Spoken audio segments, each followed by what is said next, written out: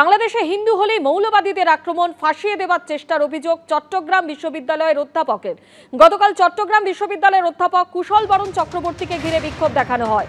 মৌলবাদীদের আক্রমণের মুখে বাংলাদেশের সনাতনী ঐক্যমঞ্চের সদস্য কুশল বরণ চক্রবর্তী।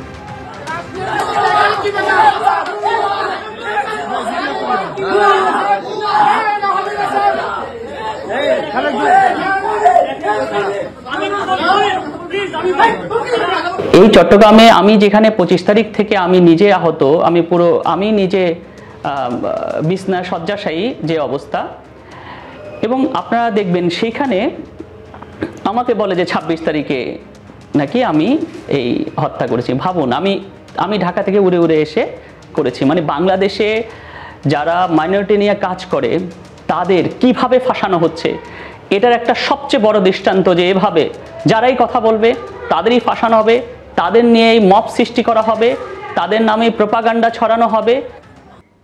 নতুন রাজ্য সভাপতি হওয়ার পর দিলীপ ঘোষকে নিয়ে বার্তা দিলেন শ্রমিক ভট্টাচার্য। বললেন দিলীপ ঘোষ ছিলেন, আছেন, থাকবেন।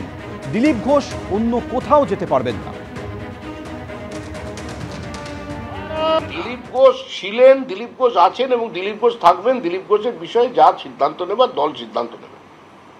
দিলীপ ঘোষকে যেখানে কাজে লাগানোর কথা সেখানে দিলীপ ঘোষ যাবেন। দিলীপ ঘোষ অন্য কোথাও যাবেন না, যেতে পারবেন না।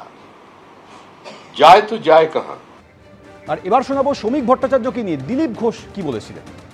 আমার চেয়েও সিনিয়র লিডার পার্টির যে কয়েকজন সক্রিয় পুরনো নেতা আছেন, শ্রমিক ভট্টাচার্য তার মধ্যে একজন। অভিজ্ঞতা, সিনিয়রিটি সব দিক দিয়ে অনেক অভিজ্ঞতা, সব সংগঠনের সঙ্গে যুক্ত উনি। আর আমি আসার আগে উনি জেনারেল সেক্রেটারি ছিলেন, তারা আমি জেনারেল সেক্রেটারি হতাম, আমি প্রেসিডেন্ট হই। যোগ্যতা আছে সবাইকে নিয়ে কাজ করার। কে কি কাজ পাবে সেটা ভবিষ্যৎ বলবে। আমি সবসময় সক্রিয় আছি কর্মীদের সঙ্গে। আমার কোনো পার্টিতে এখন কোনো পদ নেই, কোনো দায়িত্ব নেই।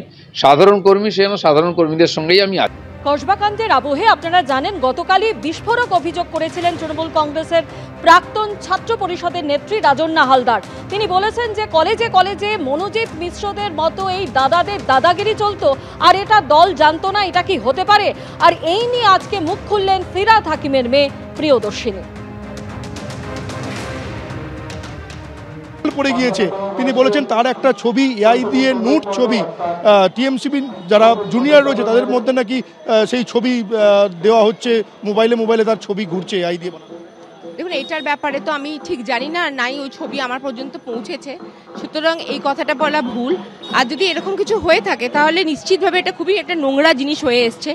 আজকাল এখন এআই এর যুগ, যেখানে কারুর মুখ কারুর শরীরের সাথে, কারুর গলার আওয়াজ কারুর কণ্ঠের সাথে লাগিয়ে দেওয়াটা কোনো ব্যাপার না। আর এটাকে একটা ক্রাইম হিসেবে দেখতে হবে। এটা তৃণমূল কংগ্রেস, বিজেপি, সিপিএম সেটা না।